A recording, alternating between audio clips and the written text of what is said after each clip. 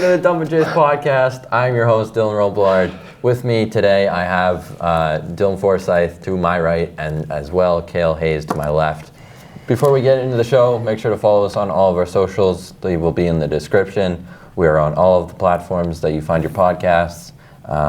Make sure to check us out. All right, to kick off the show, I want to talk about Quinn Hughes a little bit. We mentioned him a couple podcasts, but he's been really effective for the Canucks, but he's also nursing looks to be an extreme hand injury. I'm not sure if it's broken or what's going on, but as we get into more Canucks stuff, thoughts on Quinn Hughes and his play as of late with a serious-looking injury here, Hayes? I think he's more heartbroken because the team's falling apart, to be honest. Like, I haven't seen him labor his hand, but I would take his word for it, I guess. But if he is, that team has just taken quite a tumble. And, oh yeah, that's taped up pretty good. Probably a couple fingers in there. Yeah, no. If he's hurt and Miller and Pettersson are getting traded, which has been rumored that both of them might be gone now, that, I don't even know what to say. That team is just in for nothing good. Vancouver fans are just cursed. I don't know. I really want to know if it will reach a breaking point. There's been rumors and reports that, like, if Pettersson and Miller both walk, it's questionable that Quinn Hughes stays for much longer. Oh, I would leave. And even Demko. Like, this could get really ugly really quick if they don't figure this out. Dylan, your thoughts? I hope they personally go out because, I mean, obviously we'll talk about them later, but the Anaheim Ducks are an absolute heater. Oh, my God. And Canucks, I think, the only team that I think can realistically stop them. But, I mean, I think I kind of have the pulled trade. Like, they almost pulled the trigger for Miller back to New York. Yeah. And then Pettersson to Carolina. And obviously, we'll get into the whole Carolina situation later because it's crazy. It's crazy what happened, but, yeah. I mean, yeah. Yeah. I guess, yeah, we can get into the Canucks a little bit more. The rift, as we just mentioned, is starting to get bigger, and it's becoming more of a problem. The Canucks president, Jim Rutherford, has confirmed the rift between JT Miller and Elias Pettersson. Quote, everyone has worked on it, including the parties involved, but it only gets resolved for a short period of time, and then it festers again. So it certainly appears like there's not a good solution that would keep this group together. Which is a real problem when you think about it. If both of them get moved or one or the other, that causes a problem. And then you effectively lose some of your top guys in the lineup, and that winning pedigree you have, or like your Stanley Cup champs ability goes away. Like, you lose that chance, and I don't think the Canucks fans really want to see that happen, but it's obviously reaching that point. And I've seen reports where I don't think Pettersson will get you a lot back anyways. I think it'll be similar to a Jack Eichel deal, where you get minimum back, and it's not the exact trade return you're looking for. Forsyth, your thoughts on the mix-up here?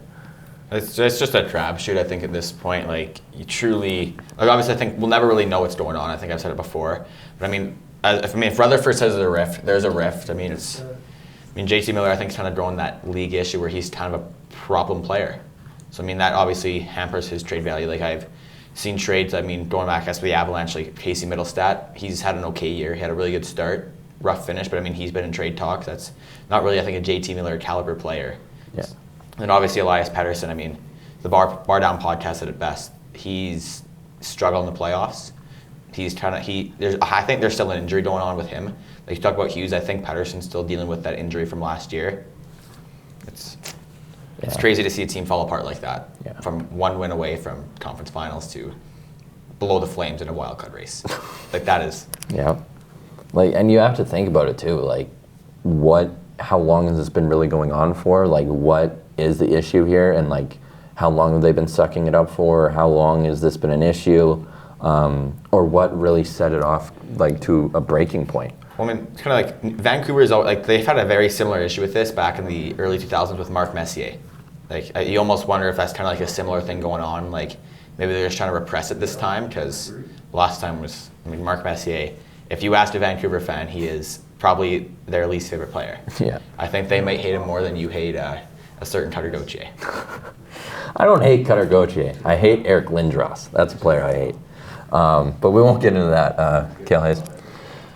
Yeah, as a fan, watching all your top guys want out, that's got to sting. Like even Brock Besser's rumored to be leaving, which he was a key piece in that. So I think that team's playoff window, if they can't get it together, is just gradually closing, even quicker than anticipated. But yeah, like their trade value is going down because they're going out. Like you've heard the lowballing offers, just because it's easier to get guys when they want out. And yeah, Pettersson hasn't proven to be a playoff performer. I say JT Miller has more, almost like they have pretty similar trade value, just because JT Miller has that veteran playoff kind of performance, even though he's a shit disturber, but nothing you can really do about that personality if he wins you hockey games. So. Yeah. Moving on here. The elephant in the room. The big thing that happened. Yeah. Massive, you'd say. The big trade between Colorado, Carolina, and Chicago kind of off there in the corner. Colorado receives forwards Jack Drury and Martin Necas, along with a second-round pick in the 2025 NHL Draft and a fourth-round pick in the 2026 NHL Draft from Carolina. Chicago acquired a third-round pick in the 2025 Draft from Carolina. The Blackhawks retained 50% of Rantanen's $9.25 million salary as to why they get their own pick back, which is something I think is worth noting. Yeah, and obviously Carolina gets Mikko Rantanen from Colorado. So far, it's been a week or so we haven't seen too much of a difference in situations and how players are playing elsewhere now, but you can obviously see some pieces starting to come together. Like Martin Necas had a good game the other night, and he's starting to click with his new teammates. Rantanen still trying to find his groove, but he's still had some point production already. And yeah, what are your guys' thoughts on the big trade here? I think there's something I know Rantanen obviously came on that he would have loved to sign in Colorado. I know there's obviously a rumor that they didn't want to sign anyone more than McKinnon's already making. And I think I'm going to go back to the Bar Down podcast. They said it best, like Colorado won a cup off of depth. I've seen a lot of Colorado games this year. They play McKinnon and Rantanen like first pair D-men. They run them to the ground. They need depth. I mean, Jack Drury's been incredible. He's two big goals for them. I mean, Islanders game kind of tough bounce, a few bad bounces there, a few bad draws, but he's been incredible depth-wise. They need that. They're awful at face-offs, and he does that. And Marty Necas, Makar, and McKinnon are the shiftiest players I think you can have. I mean, that New York game, he should have had 5 goals. Yeah, like it was absurd. And I think kind of obviously Chicago. I'll be jumping ahead, but I don't really get the trade. I guess you get rid of Taylor Hall. Oh yes, they got rid of Taylor Hall. But I mean, obviously retaining the salary is a little bit heavy, but I think that salary is still more useful than Seth Jones. Yeah. Before I go to you, Hayes, yeah, like Chicago, they get some money off the books, but also retain. But like that's some key money down the line, getting Taylor Hall off the books. But yeah, since you mentioned it, I wanted to mention the pick they got back. I didn't think too much of it, but it is their own pick. So if they want to offer sheet someone or do something of that nature, they get to do that with their own pick now. And St. Louis did that when they had they offer sheeted Dylan Holloway and Broberg, right? Yeah, and they traded for their own pick back and then went out and did that. So I mean, if Chicago does something creative like that, then I see it. But like, what they also got back is not anything to send home about. Well, I mean, you obviously kind of think like you know who the free agency this is. Like Mitch Marner could very well go. I mean, they were rumored to Kaprizov in two years, so maybe they're trying to make a push for that then. But I mean, now pretty much Connor Bedard's playing. I mean, him, Nazar, and Bertuzzi have been an incredible line to watch. Seth Jones, even Seth Jones has been playing too bad with them. He's just taking a lot of shots, not passing him some points, but you really wonder, like, is there something deeper going on? As you said, I expect them to be big players coming up. Yeah, the only problem is that Tyler Bertuzzi has like no finish. and he can't finish off a play. So He has some odd goals. You see him just get down low, pretty much 2 hands on his blade. yeah, with no tape on the top of his stick. All right, Cale, your thoughts on this whole ordeal? I think Rantanen was trying to take too much money, considering they also have to bring back Makar, which I think they were saving that huge contract for him, which is well deserved. He obviously needs that money. You can't let a guy like that go. But I don't really get the Blackhawks spending $5 million to get their own draft pick back, especially for like a third. But just down the line, it'll clear up that space. And yeah, like you said, I didn't really think about that. Like, you can offer sheet now. Like, you get that whole window open, because people were thinking that Mason McTavish could get offer sheeted, which that would be crazy. McTavish and Bedard reunited there. Yeah, I think if Carolina is able to re-sign Rantanen, I think they would have won that trade. Obviously, Rantanen, I think, is a top 10 player in the league. So it's, yeah, and Marty Necas, obviously a bit younger. Obviously, another 40 assist guy already. He's playing fantastic. He's got McKinnon now, so only time will tell how that plays out, I guess. Yeah, and obviously, like, this is a big trade for now, but unless you win the cup, it almost looks like a waste of time if he doesn't resign, and if he goes out in free agency this summer. So Just like when they got Jake Gensel. Yeah, they tend to do this every now and then. yeah, and it doesn't work out. Little news from Kevin Weeks here. Keep an eye out on with the return of Drew Doughty to the LA Kings. Clarke, he leads the team in points by D, but appears to be a healthy scratch tonight with Drew Doughty in the lineup. So perhaps the Kings are setting up something there. They won't trade Brent Clarke. I mean, that would be a risky trade. Drew Doughty's how old? $11 million. He cannot. Brent Clarke's your future. You don't trade him. You let him mentor under Doughty. I agree, but I mean, that would be crazy. I don't even know what you would get in return for a young guy like Ellias Pettersson. To the Kings?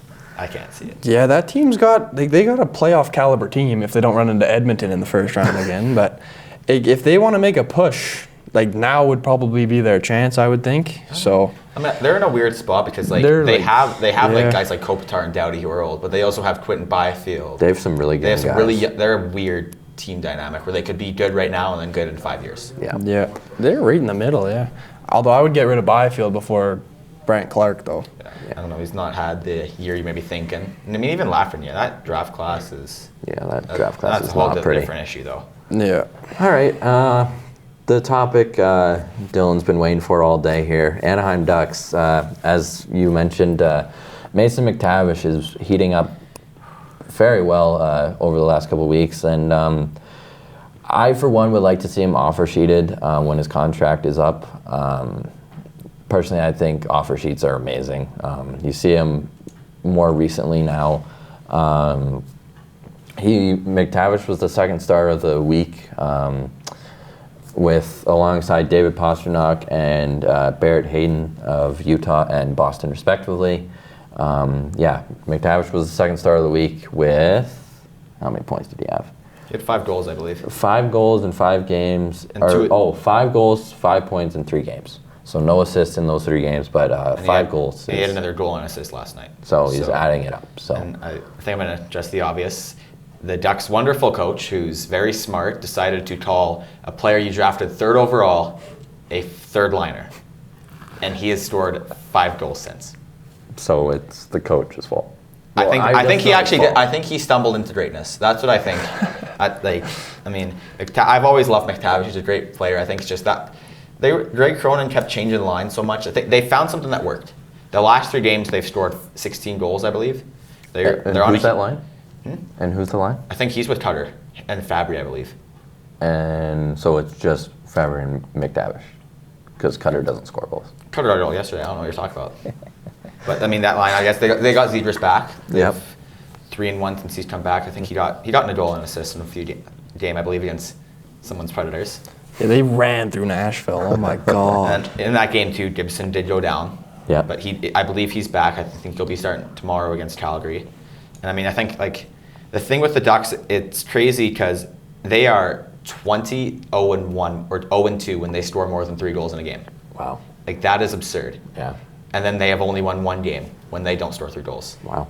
So if they maybe learned how to score with the goaltending they've had, I mean, even Dawson had an iffy game last game, but Drew Bauer exists. Yeah.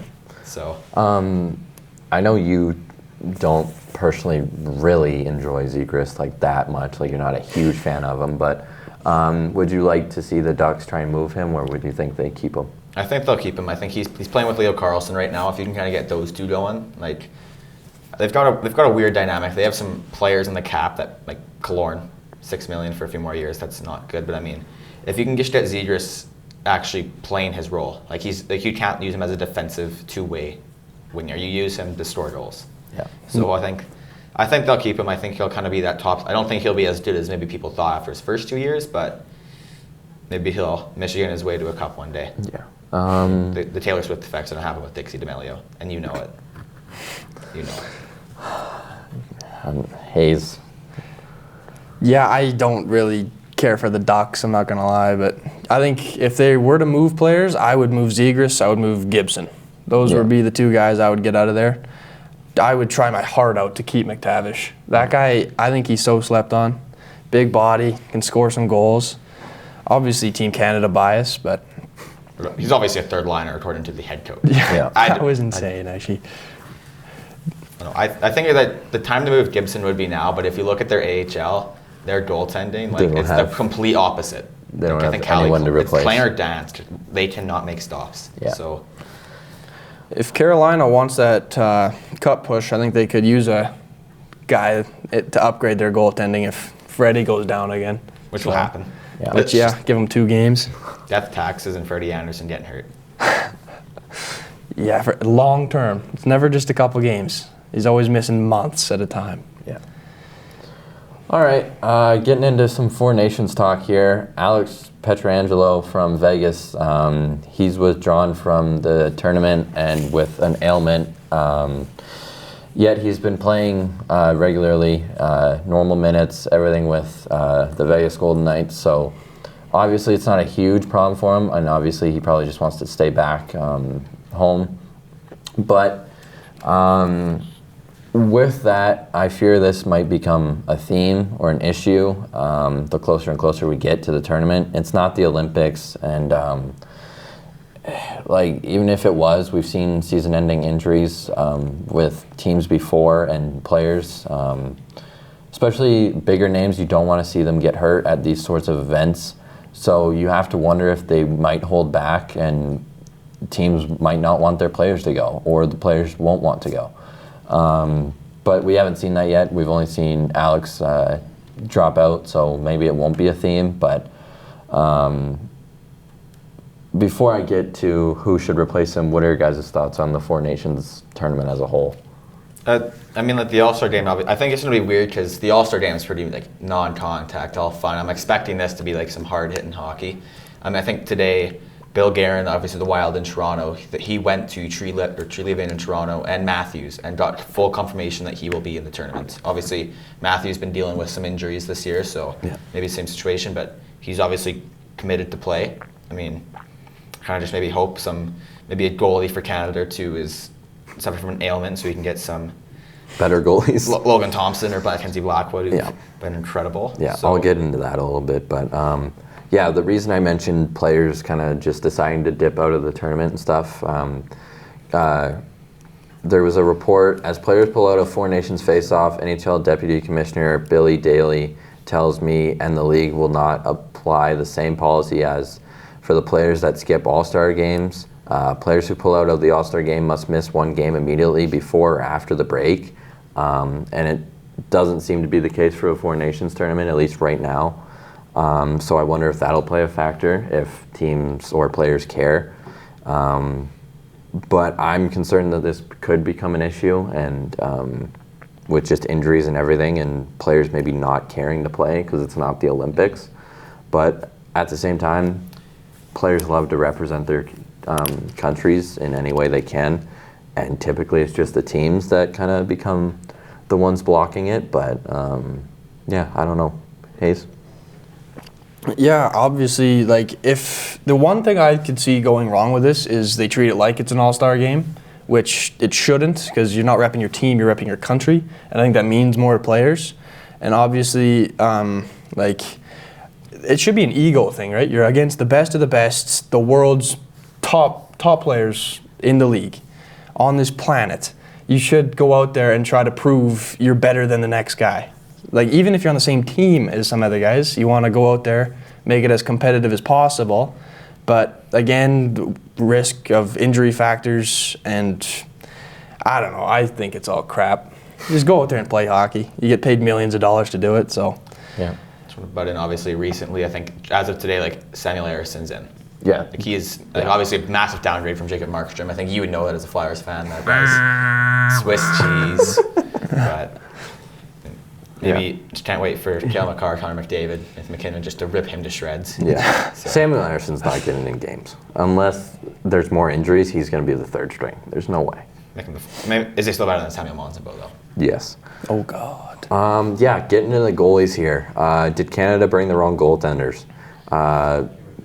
And honestly, they've been making a lot of bad roster choices lately between World Juniors and Four Nations. I know it's not the same management, but like you look at the roster choices here, and it's just not pretty. I wanted to get into the goalies here. I have some stats. I think the one pick they missed on was Montembeault.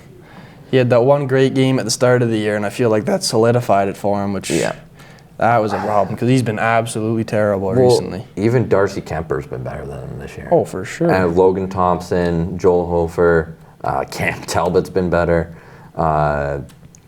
Jake Allen, Stuart Skinner. But looking at the top goalies in save percentage, Canadian goalies in save percentage, Logan Thompson is second with a 925. Even Joel Hofer, 906. Cam Talbot, 906. Even Marc-Andre Fleury's a 904.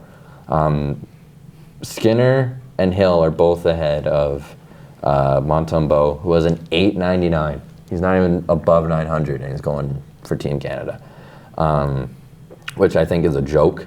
Even Binnington is an 898. I mean, like, yeah, some of them have winning history, and Binnington has a cup. But looking at Logan Thompson and what he's doing this year, he should be the clear number one. And sending Montembeault is ridiculous to me. I think they almost picked teams too early. That's like the thing. That's another thing too. They picked him like almost 2 months. Not even. They picked him like October, I think. Yeah. Like they picked him early. That's kind of just an issue of not having like a full scale. I mean, like even the All-Star games, they don't pick till January. Yeah. Like, why not pick? Like, obviously, you had your three that you'd always gonna bring from like, I think June even. Yeah. But like those, that's like Connor McDavid. Of course, you're gonna bring him. Yeah. But I mean, goaltending. That's just. I mean, obviously, it's like stats are tough because I mean, Montembeault isn't a worse team. Thompson isn't the best team, but like you're gonna be playing like Auston Matthews on a line with like Tkachuk. Yeah. That line will get chances. If Montembeault is like Swiss cheese. Yeah, and I wouldn't be surprised if he's like Ersson and just doesn't play. Thompson's one of the reasons the Caps are where they are. Thompson's been electric this year. He's I think even in Vegas, like you've seen it. Like if he didn't have that injury, I think he could have been the guy other than Hill that led them to the cup. Yeah. He is an incredible goalie. Yeah. Cale, your thoughts? Yeah, they picked early. I don't mind Binnington being on the team because he has been in those big situations, and as we know, he's got that cup in 2019 or whenever it was. But yeah, Logan Thompson, one of the biggest snubs I think I've ever seen. He's lost like 2 games in regulation this year. He's been unreal, and even for the Capital success, even Charlie Lindgren, he's been solid as well. Yeah. Both wrong catching goaltenders. I guess they're on their rise. So, yeah, and to replace Pietrangelo, anybody but Bouchard. And I think we need shutdown guys, considering we do have Montembeault in. Yeah. So, like a guy like Chris Tanev, I think he can lock up the best of them. So, I think it'll be Uyghur. Like I really think it'll be Uyghur because he's played for Canada before. He had that great IIHF like World Championship, right-handed shot. I mean, I think it'll be Uyghur. Yeah. Or even Drew Doughty. I was just about to say Drew Doughty. He's back now, and he'll have like a bit of time to showcase and see if he's comfortable back in. But Team Canada is very interested in Drew Doughty. They have been even before they started picking teams, and obviously he got injured, but they were still very interested in him. But yeah, I have guys like Bouchard, Doughty, Hamilton, Weegar, Tanev, Montour. Doughty's probably my favorite, but I also don't know if he wants to go. Like, that's a risky choice. Coming off that serious of an ankle injury, like I think your main concern is like getting ready for playoffs at that point. I mean, that's what Pietrangelo was obviously with his injury. I can definitely, if it's Bouchard, I think McDavid had a big say in that. I think like you already have Cale Makar being your QB1 on the power play. Yeah. And I think that's Bouchard's kind of specialty. Yeah, I don't think Bouchard really fits, and like you probably want a good defenseman that like similar to Pietrangelo, and Bouchard doesn't fit that role, I don't think. I think that's kind of weird. Like he has that offensive upside, but he's like solid in his own zone. Yeah. Bouchard will get danced by everybody on Team USA. I'd say maybe add Bouchard if you're missing a forward, but yeah, exactly. Okay, I want to do a couple fun little segments here. Between you guys, could you name 6 current players that could become unanimous Hall of Famers? like currently, like, are we going to consider Carey Price because he's still under contract? He's still under contract, but I'll say currently playing. Okay. Like as of this year. I think we're going to get the obvious two. There's the obvious ones, yeah. Crosby. Ovechkin, yeah. I would say Kopitar. That's choice, but I mean, like even like international play, like Slovenia, like that is come from there and be that skilled. Yeah, exactly. I mean, Patrick Kane, like he's gonna be Gainer's going. Gainer's going. Can we maybe see Marc-Andre Fleury? Like, I mean, he has won the Vezina. He's won 3 cups. I mean, he wasn't the backstop. There's no way he doesn't go. Yeah, he'd go for sure. I think even Jonathan Quick goes. Quick goes. Quick goes. Doughty, I think Doughty could definitely be one. He's won the cups. I think he's won a Norris. He's been. Yeah.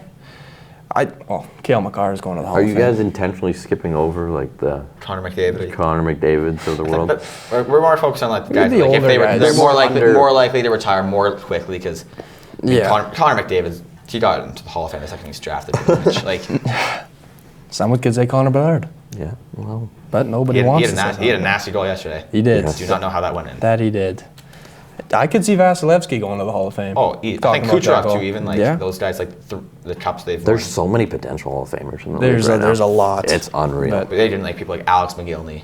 Very like struggle to get in. Yeah, it's hard to like break them down. I mean, how skilled the league is, like. Yeah, I think Vasilevsky was actually the goalie of this generation. Over Carey Price. Yeah, that's fair. I mean, if he didn't have the knee injury. Price had that incredible season in 2015, and then he's been a good goalie, but. Yeah, Vasilevsky, I just think he's won more. I think like even a Conn Smythe, he's got a couple cups. He's been unreal. Obviously, age catching up to him. As much as I love Carey Price, nobody really looks at Andrei Vasilevsky for what he did. That's very true. All right, that's all for the podcast today. Thank you for joining us as always. Huge shout out to the crew back stage as well. People behind the cameras. Greatly appreciate the support. Hope you enjoyed the episode. We'll be back next week, hopefully with something big, but we'll keep you updated on that. As always, check out all of our socials, and you can find this podcast anywhere you listen. Till next time, always dump and chase.